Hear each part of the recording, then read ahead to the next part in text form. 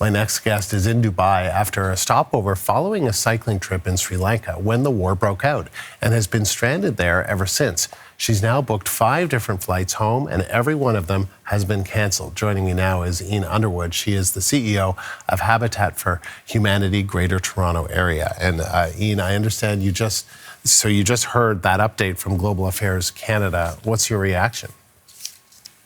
Yeah, I just heard the update from, I literally got that email within the last 5 minutes. I also, within the last 45 minutes, have gotten an email saying that my latest flight itinerary, which was the 5th flight itinerary for Friday of this week, has now been canceled. So lots of news for me in the middle of the night because it's 1 o'clock in the morning here. Your question about having had just a really quick look at the Global Affairs Canada email. So I'm pleased that they've sent one. I registered with Global Affairs Canada on Sunday of this week. And this is actually the first update other than the kind of acknowledgement of my registration last Sunday. So it's good to get an update. I'm literally, as I said, looking at it now. And I don't think it's giving me a lot of new information. I'll look more carefully at it, of course, later. The challenge, it plays in again to one of the challenges for all of us that are in this position. It's just really confusing.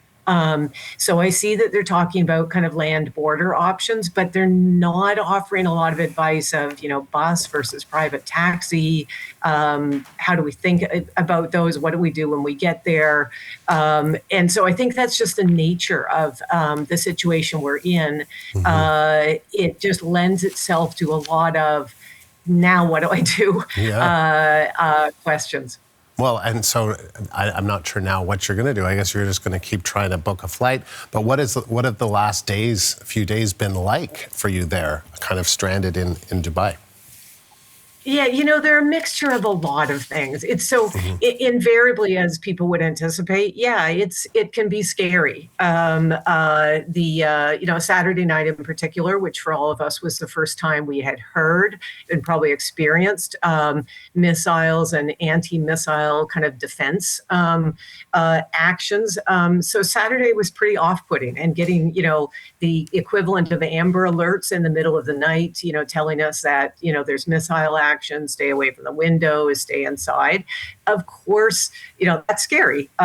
Last night, after a couple days that were quieter, last night we had about an hour with a lot of that kind of activity. And so, of course it's scary.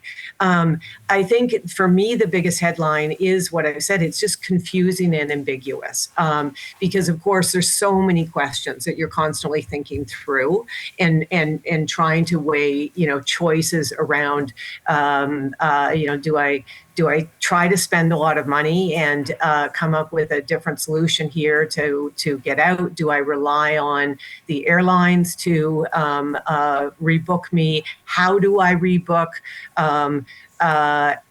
So there's just a lot of ambiguity, and even the email you just showed me, or I've seen now too, refers to commercial airlines as having some of them the flights are suspended until the end of day the 5th.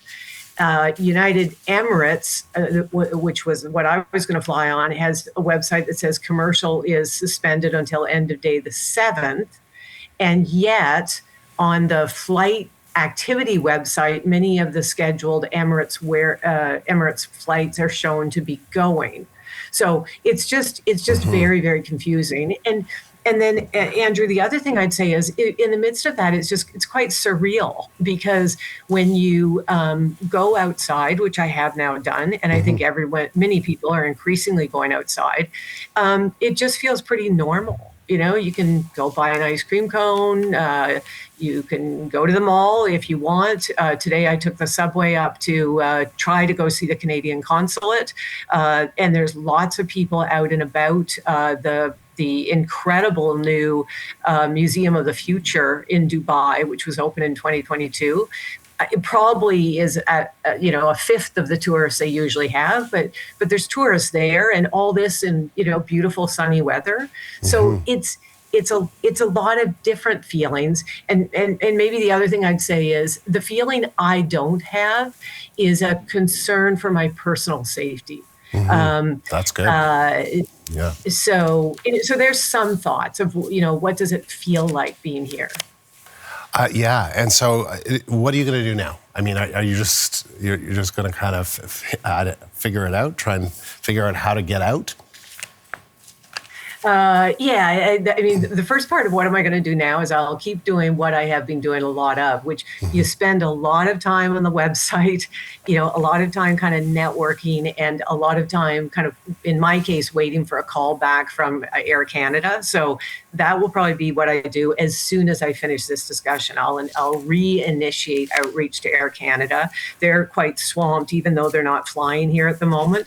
So I'll then choose the option of wait for a call back from them.